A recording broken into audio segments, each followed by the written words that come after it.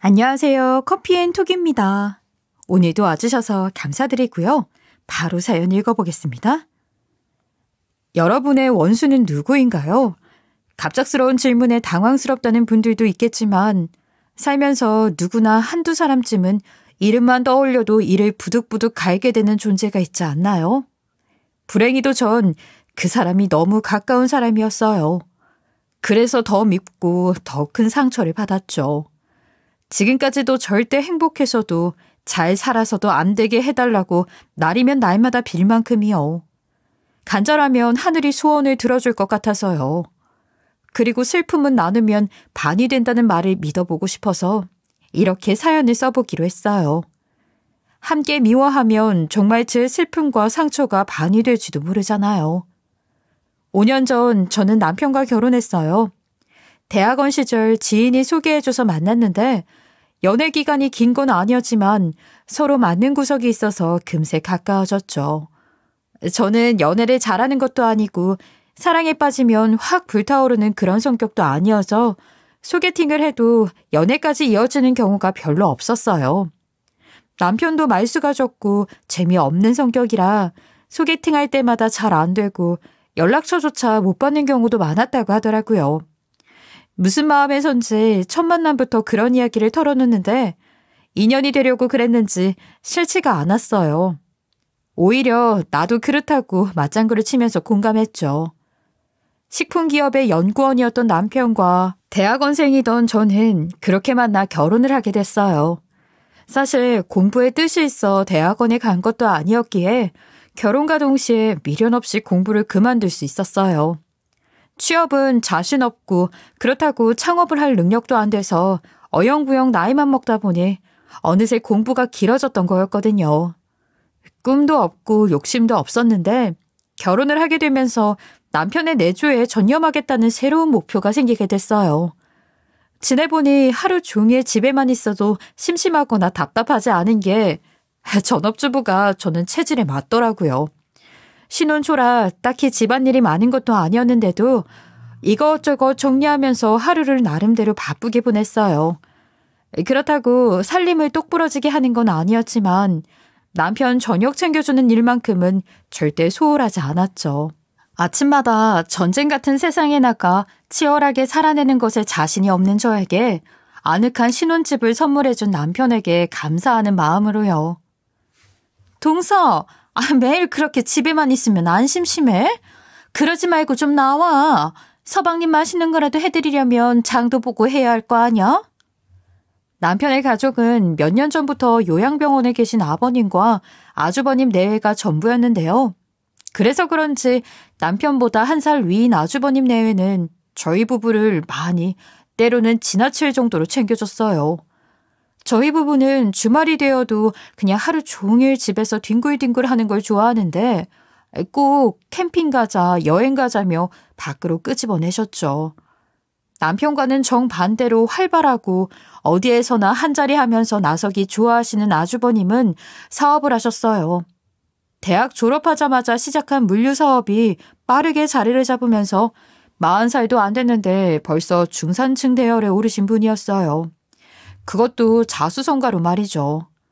형님과는 중학교 동창이신데 그래서 그런지 늘 허물없이 툭탁거리며 재미있게 지내셨죠. 두 분이 장난치고 농담하는 것만 봐도 옆에 있는 사람들이 다 즐거울 정도였어요. 형님도 저처럼 가정주부지만 저랑은 전혀 다른 삶을 사셨어요. 아는 사람도 많고 부부 모임도 자주 나가면서 활기차게 사셨죠.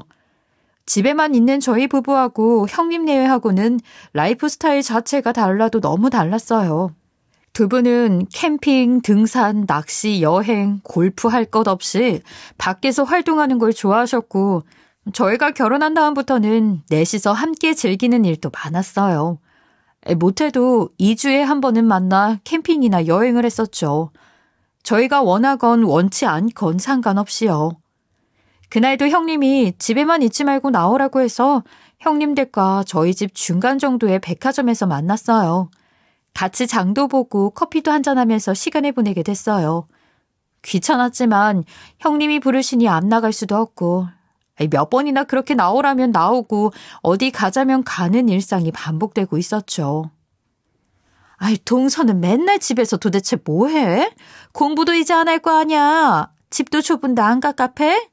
내가 그 집 살면 무조건 눈 뜨면 나갈 것 같은데. 어머, 근데 동서 이렇게 보니까 허리가 되게 기네? 아니, 상체 하체가 반반이야? 그래서 나보다 큰데 어딘가 커 보이질 않는구나. 비율이 그러면 오태도 안 나고. 고민되겠다. 그치? 또 형님은 뭘 하자는 것도 늘 일방적이었지만 남을 잘 지적하는 버릇이 있어서 더 가까이 하기 꺼려지는 분이었어요. 정확히 말하면 남이 아니라 거의 저였는데요. 동서라고 만만해서 그러는지 얼굴에 벌써 기미가 올라오네. 숱이 그렇게 없어서 어떡하냐 등 쉴 새 없이 외모부터 패션, 성격, 취향 지적을 해대셨죠. 요즘 누가 그런 화장품 쓰냐? 잘 보면 동서는 취향이 참 독특해. 그런 건 대체 어디서 사는 거야? 등 아무리 참으려고 해도 쉽게 참아지지 않는 자잘한 지적들을 아무렇지 않게 하는 편이었어요. 꼭 어릴 적 명절날마다 피하고 싶은 고모들처럼요. 그나저나 비율도 비율이지만 동서는 그 옷차림이 진짜 문제야. 아무리 나 만나려고 나온다고 해도 여기 백화점인데 차림이 너무 편한 거 아니야? 보면 맨날 청바지에 티 쪼가리만 입는 것 같더라. 컬러도 거기서 거기고. 비율 안 좋은 사람들은 스키니진 입으면 못 써. 보기 얼마나 흉한데. 그러고 있으면 서방님이 아주 이쁘다 하겠다. 이왕 나온 김에 원피스 하나 사 입을래?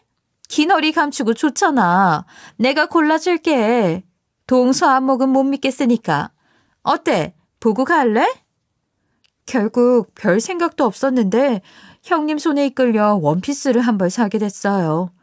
아주버님이야 돈을 잘 버신다지만 저희 남편 혼자 외벌이인 데다가 연구원 월급 뻔한데 이렇게 기분 내키는 대로 옷 사입게 하는 건 좀 너무하다 싶을 때도 있었어요.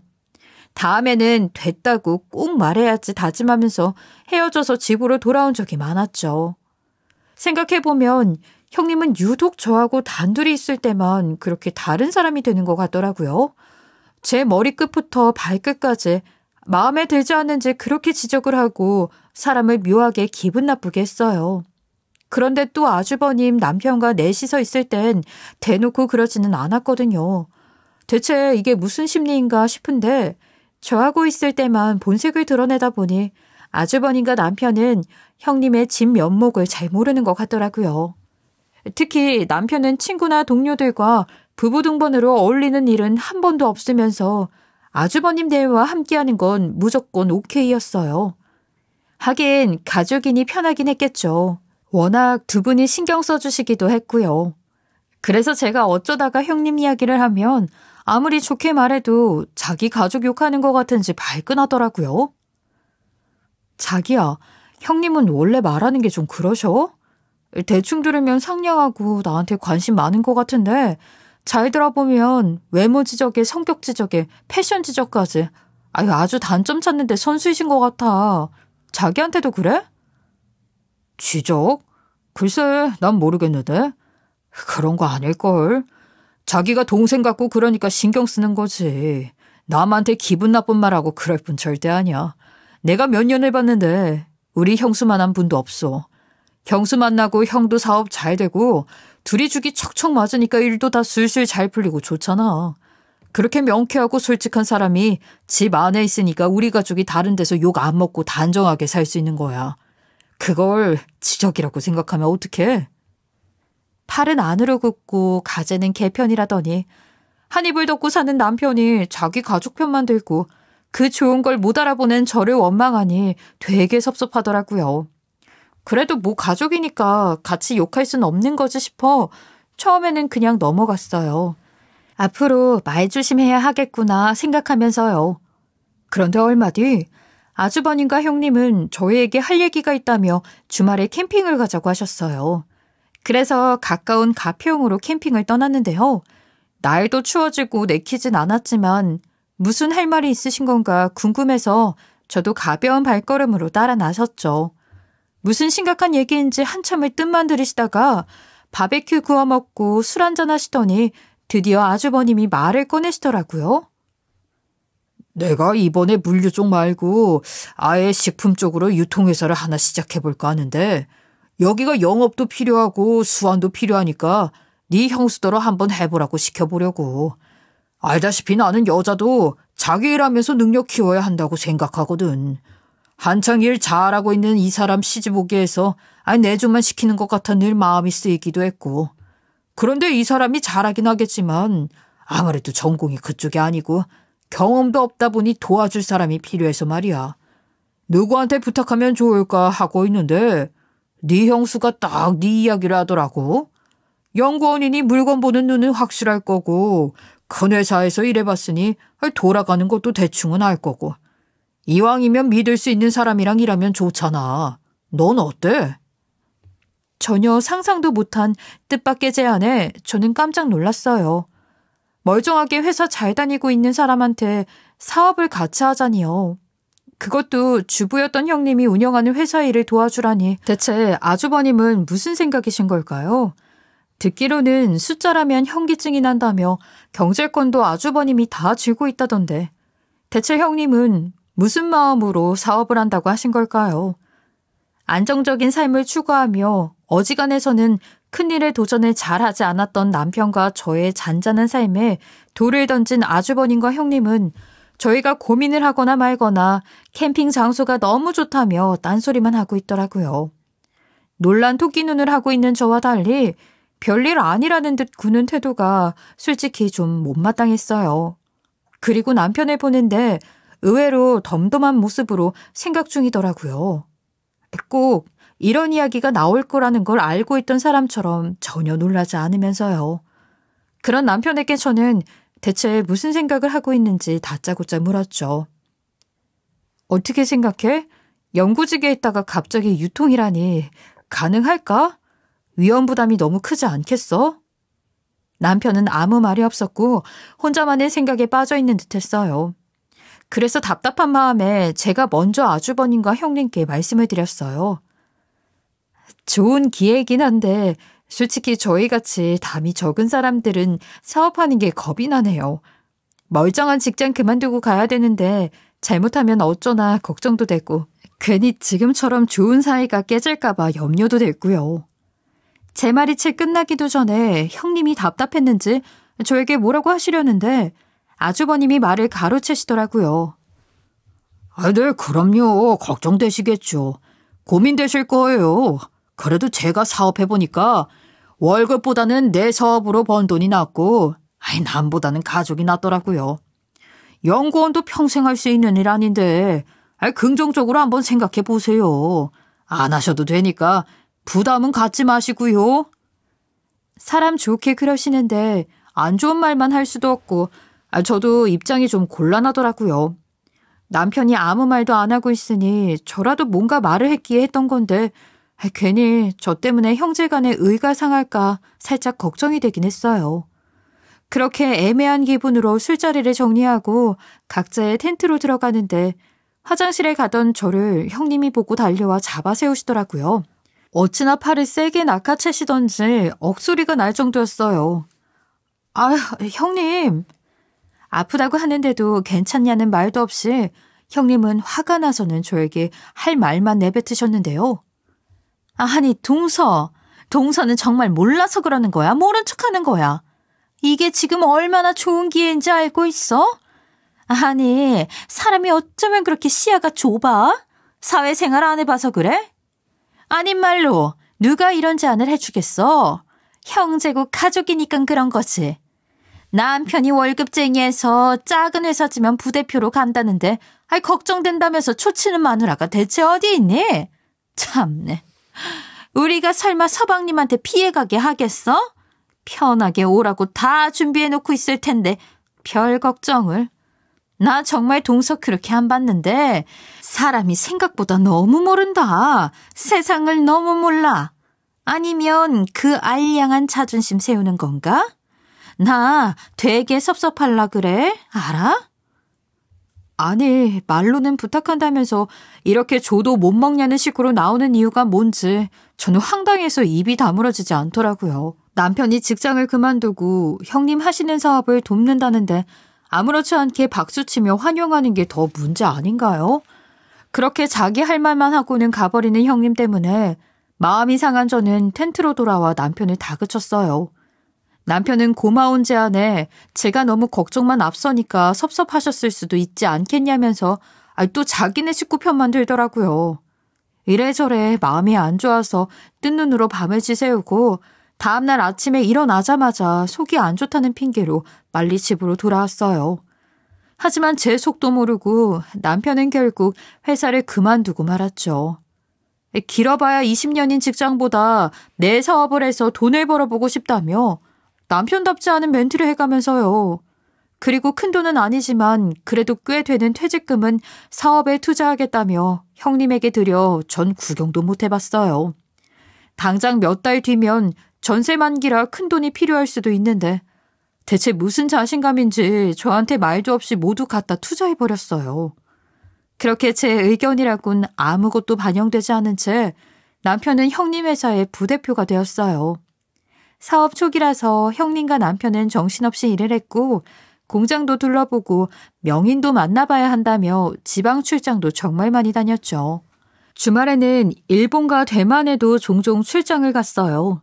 시장 조사도 하고 바이어도 만나봐야 한다고요. 두 사람이 바빠질수록 저만 소외되는 기분이 들었죠. 그렇게 두 사람이 사업을 다 잡느라 정신없는 동안 저는 독수공방 과부로 지내면서 아주버님의 식사를 담당해야 했어요. 주말에 형님과 남편이 출장을 갔을 때 아주버님 댁에가 식사를 챙겨드렸죠. 이틀치 반찬이랑 국이랑 싸가져 가서 밥을 잔뜩 해놓으면 주말 동안 잘 드시는 것 같더라고요. 아주버님도 형님이 안 계실 때는 의외로 외부 활동을 거의 안 하시고 집에만 가시는 것 같았어요. 그 모습을 보고 형제가 되게 다른 줄 알았는데 알고 보니 똑같은 구석이 있구나 싶기도 했어요. 잘 먹겠습니다, 재수 씨. 매번 너무 감사하네요. 이렇게 고생하시는데 사업이 잘 될 수밖에 없겠어요. 돈 많이 벌면 한 통 내라고 할게요. 걱정 마세요. 뭔가 바쁘게 돌아가니 잘 되고 있나 싶었지만 막상 몇 달 동안은 수입이 제로라 가지고 오는 돈이 없어 저는 답답하기만 한데 아주버님은 속 편한 소리를 하시더라고요. 그렇게 사업을 시작한 지 몇 개월이 지나 겨우 한숨을 돌리게 되어 저희 넷은 오랜만에 저녁을 먹게 되었어요. 아주버님이 격려 차원에서 근사한 레스토랑을 예약해 주셨어요. 한동안 독수공방 신세에 외롭기도 하고 언제 수익이 날지 몰라 답답하고 초조한 마음으로 지내고 있던 저는 서울 시내가 한눈에 내려다 보이는 레스토랑에서 근사한 저녁을 먹게 되자 기분이 확 좋아졌어요. 그동안 나름 아주버님 식사 챙겨드리느라 피곤했었는데 보상받는 기분이 들더라고요. 그런데 신이 나서 뷰를 보느라 정신이 없던 저를 형님이 또 지적하셨어요. 동서, 지금 우린 열심히 일 얘기하는데 동서는 한가하게 구경이나 하고 있는 거야? 보면 아주 제일 신났다니까. 부대표님 사모님 되니까 세상이 달라 보여? 하긴 동서는 문학 전공이니 우리가 하는 얘기 하나도 모르겠다. 그치? 그래, 그냥 뷰나 즐겨. 회사 얘기 같은 어려운 얘기는 안 들어도 돼. 그거 복이야. 같은 얘기도 꼭 더 얄밉게 하는 형님이 그날따라 정말 보기도 싫었어요. 게다가 저한테 일부러 보여주기라도 하듯이 일 얘기만 주구장창하더라고요. 제가 하나도 못 알아듣는 얘기를 하는데 낄 데가 없어 음식만 깨작거렸는데 그것도 초라하게 느껴졌어요. 어쩐지 일부러 저러지 싶은 게 형님 행동이 안 이쁘게 보이기 시작했어요. 가만히 있기 뭐해서 저는 추가로 샐러드를 주문했어요. 그런데 주문한 샐러드에 하필 꽃게와 새우가 들어있더라고요. 남편이 각각류 알레르기라서 같이 먹을 땐 이런 음식 안 시키는데 기분도 별로고 해서 대충 비싼 거 시켰더니 하필 그렇게 됐어요. 남편은 심할 때는 꽃게나 새우만 보기만 해도 몸을 긁어서 부을 정도로 알레르기가 심했거든요. 그래서 그릇을 내려놓기 전에 빼달라고 말을 하려는데 형님이 확 그릇을 낚아채더라고요. 어머, 이건 누가 시켰어? 동서가 시켰어? 서방님 알레르기 있는 거 몰라? 형님의 격한 반응에 당황한 저는 얼떨결에 변명을 하고 있었어요. 아니, 그게 아니라 그런 메뉴인지 모르고. 어머머, 동서는 어쩜 그러니? 이런 거 보기만 해도 힘들어하는 사람한테 어쩜 그렇게 무심해. 아유, 정말. 저기요, 이건 그냥 버려주세요. 다른 거 시킬게요. 순간 분위기는 싸해졌고 저는 남편 알레르기도 몰라 무식하게 자기 먹겠다고 꽃게랑 새우 범벅인 음식을 시킨 여편네가 됐어요. 속상한 마음에 울상이 됐는데 아주버님이 화제를 바꿔주시더라고요. 내가 언제 말했었나? 당신은 어떻게 그렇게 잘 알아? 안 그래도 디저트 먹고 싶었는데. 아이, 잘됐다. 여긴 케이크 끝내주거든. 뭐 시킬까요, 재수씨? 뭐 드시고 싶으세요? 주말마다 제 식사 챙겨주시느라 정말 고생하셨는데 제가 아주 크게 쏠 거니까 마음대로 고르세요. 아예 1번부터 10번까지 다 시켜버릴까요? 그렇게 저만 기분 상한 식사 자리를 뒤로하고 집에 오는 내내 기분이 좋지 않더라고요. 그래서 남편하고 집으로 오는 차에서 말다툼을 하고 말았어요. 아니, 뭐 그런 걸 갖고 그렇게 성질을 내고 난리야? 자기 남편도 아니면서 되게 챙기는 척은 정말. 겉봐, 내 말이 맞지? 이상하게 나만 깐다니까 나만. 대체 이유를 모르겠어. 그러자 남편은 또 자기 식구 욕한다고 날카롭게 대꾸했어요. 아유, 혹시 탈날까 봐 조심하자는 건데 너무 예민한 거 아니야? 그리고 형님한테 난리다 척이다가 뭐냐? 말 좀 곱게 써. 기본이잖아. 그 말에 저도 더 이상은 못 참겠더라고요. 뭐? 기본? 그렇게 기본을 갖춰서 형수님한테 미주알 고주알 다 말하고 다니니? 대체 알레르기 있는 건 어떻게 한 거야? 그렇게 친해? 아주버님도 잊어버리고 계셨던 것 같은데 형수하고 그 정도로 가까운 사이였냐고. 그러자 남편도 남편답지 않게 도발을 하더라고요. 뭐? 알 수도 있지. 전에 내가 밥 먹다가 꽃게랑 새우 못 먹는다고 했었나 보지. 자기 너무 피곤하게 구는 거 아니야? 요즘 왜 그래? 더 얘기해봤자 저만 손해일 것 같아 그냥 뾰로통한 채로 집으로 갔어요. 그리고 남편과 대면대면하게 며칠을 보냈죠. 섭섭하고 못마땅한 게 많아서 쉽게 마음이 좋아지지 않더라고요. 그런데 얼마 지나지 않아 아주버님께 전화가 왔어요. 무슨 일인가 하고 받으니 고민이 있다고 잠깐 통화 가능하냐고 하셨어요. 아이, 별건 아니고요. 여자들이 원래 남편하고 산부인과 가는 거 싫어하나? 드라마 같은 데 보면 남편이랑 꼭 같이 산부인과 가고 그러던데 아니었어요? 네? 그게 무슨 말씀이세요? 아주버님 말인즉슨 형님이 임신을 한 것 같은데 산부인과 검진에 같이 가자고 하니 부득불 부끄럽다고 혼자 가고 싶다고 해서 혼자 다녀오게 했대요. 그런데 이게 좀 이상하다는 거였어요. 자기 친구들 보면 산부인과 혼자 가는 거 죽어도 싫다고 출장도 취소하고 같이 가자고 와이프들이 그러다던데 형님은 절대 오지 말라며 혼자 가겠다고 했다고요. 결국 아주버님은 초음파 사진으로만 아기를 봤다고 직접 가서 심장 소리도 듣고 그러고 싶었는데 너무 아쉽다고 하소연을 하셨죠. 임신 초기에는 심장 소리 같은 거 못 들어요. 아마 아닐 수도 있어서 그렇게 얘기하신 거 아닐까요? 아니면 워낙 씩씩한 성격이시니까 바쁘신 아주버님 방해하고 싶지 않아 그러셨을 거예요. 아무튼 축하드려요. 드디어 우리 집안에도 아기 우는 소리가 들리겠네요. 얼떨결에 알게 됐지만 형님이 임신을 하셨다니 알고도 그냥 넘길 수가 없어 축하 인사를 드리려 전화를 했어요. 고가워도 좋은 소식이니 모른 척할 수 없었죠. 그런데 그날 2번 전화를 했는데 받지 않아 다음날 또 전화를 했어요. 여전히 받지 않자 문자 메시지로 축하를 전했어요. 그랬더니 곧바로 답장이 오더라고요. 축하받고 싶으면 알렸겠지. 눈치 좀 챙겨. 사회생활 안 한 거 티나. 형님은 여전히 기분이 별로인지 이런 문자를 보냈더라고요. 어이가 없어서 말이 안 나왔어요. 확 전화해서 형님이고 뭐고 붙어보자고 할까 싶었지만 꼭 참았어요. 그래도 10월 되고 더구나 임산부니까요. 사회생활 안 한 거를 어찌나 물고 늘어지는지 정말 비열하고 치졸하지만 형님인데 어떻게 하겠어요. 남편에게도 형님의 임신 소식을 알고 있냐고 물었더니 엄청 싸늘하게 몰랐다고 대꾸하더라고요. 무슨 반응들이 일어나 싶어 저도 더 이상 아는 척하지 않았어요. 나중에 임신을 하면 나한테도 다들 이런 반응을 하는 것 아닌가 생각하니 벌써 섭섭하더라고요. 그렇게 몇 개월이 지나고 형님이 임신을 한 덕분에 넷이서 만날 기회는 점점 줄었어요. 그리고 드디어 출산일이 다가왔죠. 아주버님이 진통이 시작됐다고 연락을 해오셨고 그날까지 모른 척하는 건 도리가 아니다 싶어 병원으로 갔어요. 산부인과에서는 형님이 아주버님과 단둘이 계셨는데 이상하게 친정 식구는 아무도 없더라고요. 형님 표정도 그다지 좋아 보이지 않았고요. 아주버님이 잠깐 음료수를 뽑으러 간 사이 저는 형님에게 가까이 가서 인사를 건넸어요. 형님, 많이 힘드신가 봐요. 얼굴이 안 좋으세요.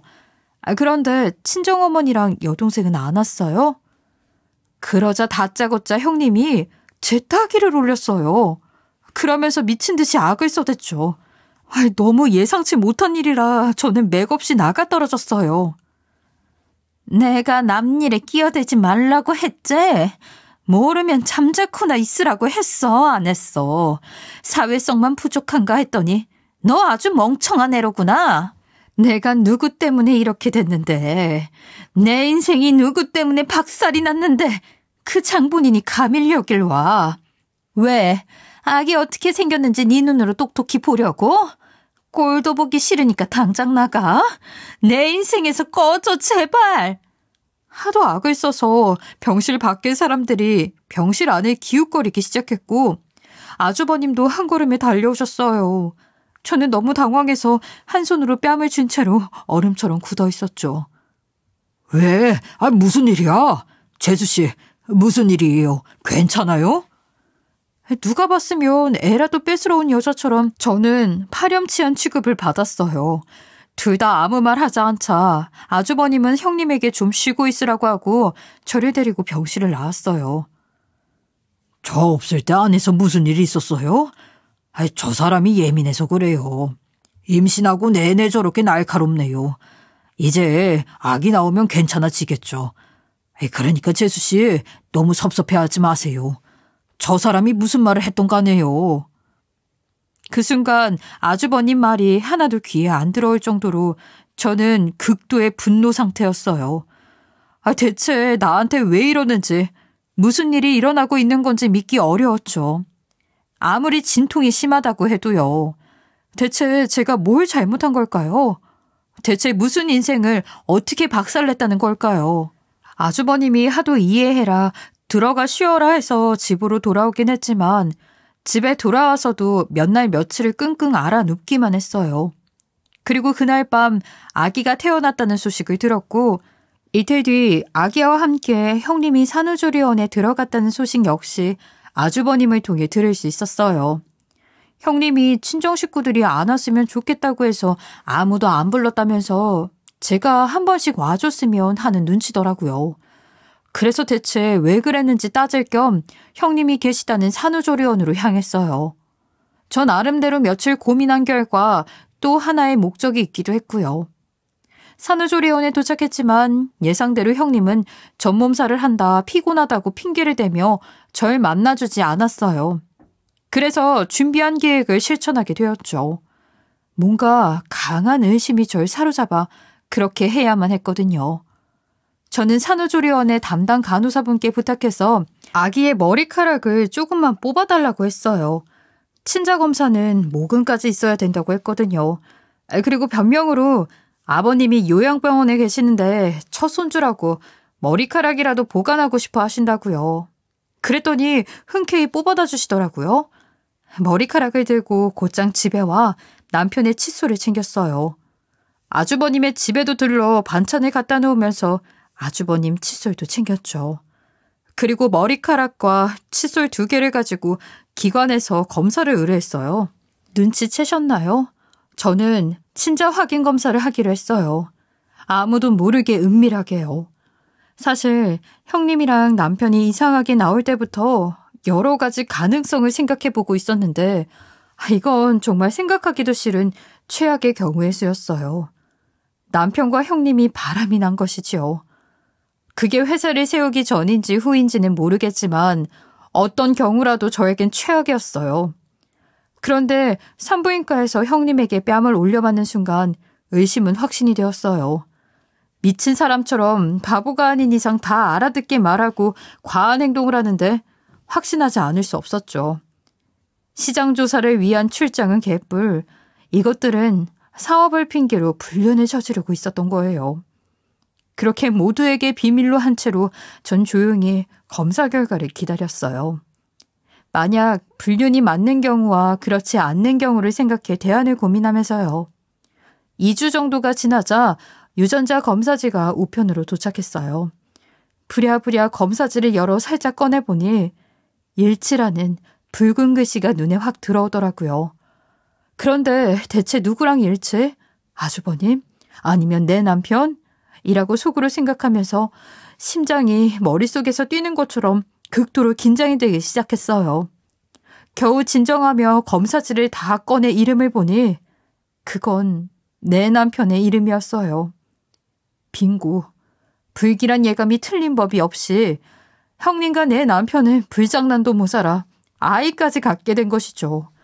충분히 예상하고 예상했지만 손이 부들부들 떨리고 숨이 막혀 죽을 것 같았어요. 정신을 차리고 아주버님께 당장 전화를 걸었죠. 이 동물만도 못한 것들에게 조금도 더 안도의 시간을 주긴 싫었어요. 제가 좀 침착하게 이성적으로 말씀드렸다고는 하지만 제 얘기를 듣고도 의외로 아주버님은 크게 놀라거나 부정하지 않으시더라고요. 저처럼 최악의 경우의 수를 놔뒀던 카드를 꺼내든 것처럼 부들거리지만 냉정한 반응이었어요. 그놈의 출장 핑계로 이것들이 그렇게 더러운 짓거리를 하고 다닌 거였군요. 회사 차려달라고 그렇게 조르더니만 처음부터 일하려고 그랬던 거였어요. 내 돈으로 내 마누라랑 내 친동생이. 이것들을 어떻게 하죠?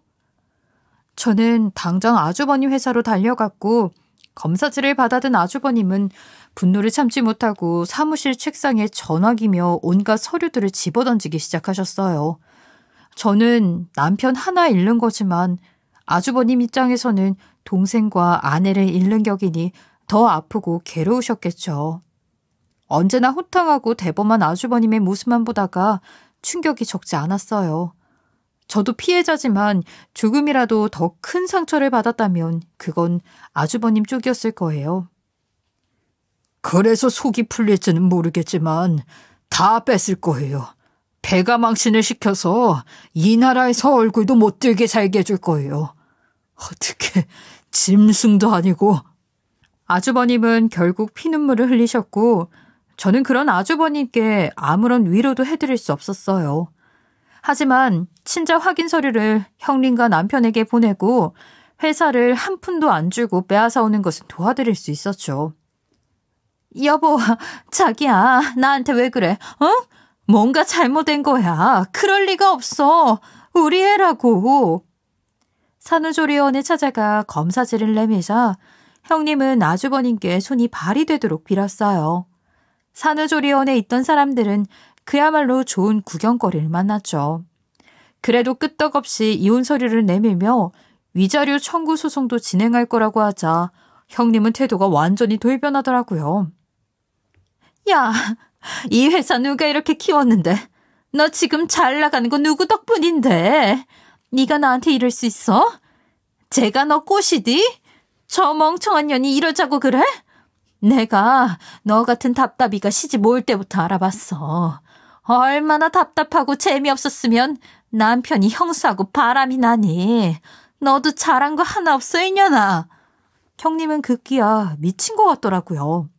그래서 아주버님과 저는 그냥 미친 사람 상대하지 않고 그냥 그곳을 빠져나왔어요. 다음은 제 남편 차례였으니까요. 쥐죽은 듯 집에서 기다리고 있던 남편은 순순히 제가 내민 이혼 서류를 받아들었고 위자료와 전세 보증금까지 내어주겠다고 말했어요. 어쩐지 순조롭다 했더니 아니나 다를까 끝까지 더러운 꼴을 보이더라고요. 다 줄 테니까 형수님이랑 우리 아기만큼은 건들지 말아줘. 다 내 잘못이야. 내가 너무 사랑한 죄라고. 더 이상 할 말도 없어 전 그 길로 집을 나와 소송 준비를 했어요. 그리고 아주버님도 저도 두 사람과 깨끗이 정리하고 그들을 빈털터리로 내보내는 데 성공했죠. 그렇게 사랑하는 두 사람이고 이젠 아이까지 있으니 행복하게 살거나 말거나 하면서요. 하지만 그 셋의 행복은 얼마 못 가 파탄이 나고 말았다고 하더라고요. 아주버님이 전처인 형님의 회사 지분을 100% 사오면서 대표가 바뀌게 되었거든요. 형님은 이혼 전부터 회사는 뺏기지 않을 자신이 있다고 큰 소리를 뻥뻥 쳤었는데 계속된 소송과 위자료로 돈이 점점 바닥이 났고 아주버님이 그 틈을 비집고 들어가 회사를 사들였다고 하더라고요. 형님과 전 남편이 망각하고 있었던 게 하나 있었는데 아주버님의 경제력이었죠. 전 남편은 평생 월급쟁이로 살다가 사업에 사자도 모르고 형님만 졸졸 따라다녔을 테니 이런 위기 상황을 어떻게 할 줄도 모르고 가만히 보고만 있었겠죠. 능력 없는 한심쟁이니까요. 그러니 둘 사이에서 태어난 애 기저귀 값이며 분유값도 없다 보니 당연히 둘의 사이도 금이 갔을 테고 사내 만에 하는 소리를 했겠죠. 부부가 제일 많이 싸우는 이유가 금전적인 이유 때문이라는데 그 둘은 사랑으로 살 수 있다고 했지만 결국 돈이 없으니 1년도 못 가 서로 갈라서게 된 거였어요. 듣기로는 양육권도 서로 안 가져가려고 발버둥을 치고 있다고 해요. 부모의 자격도 없는 것들이 제대로 된 책임도 못 지고 애만 낳아놓았으니 나이값도 못하는 거 아닌가요? 심지어 전 남편 놈은 아주버님을 찾아가 애만 양육을 해줄 수 없냐고 했대요. 정말 제정신인가요? 제가 그런 남자랑 살았더니 눈 감을 때까지 후회하며 살 것 같아요. 저는 그 소식을 끝으로 전 남편과 형님의 연락은 차단을 해버렸어요. 그 인간들이라면 치가 떨리고 꼴 보기가 싫거든요. 어디 가서 이런 이야기도 못해요. 누워서 침 뱉는 꼴이니 이곳이니 이야기할 수 있는 거예요.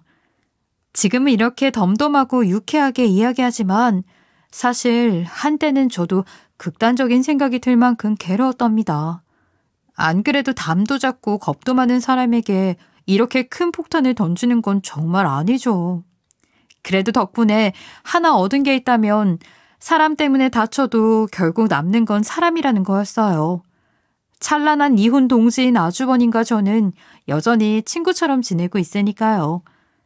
아주버님이 남편과 형님이 하시던 사업을 부탁한다는 말씀도 하셨는데 제가 극구 사양했어요. 그냥 저는 지금이 좋아서요.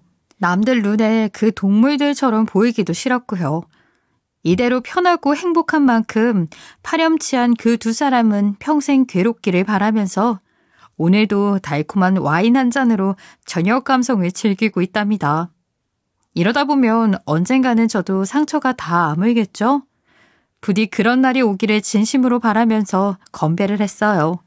여러분들은 당연히 저와 같은 일들이 일어나지 않으시겠지만 다른 어려운 일들이 생기시면 잘 해결해 나가시면서 행복하게 사셨으면 좋겠습니다. 감사합니다. 지금까지 커피앤톡이었습니다. 오늘도 끝까지 함께 해주셔서 감사하고요.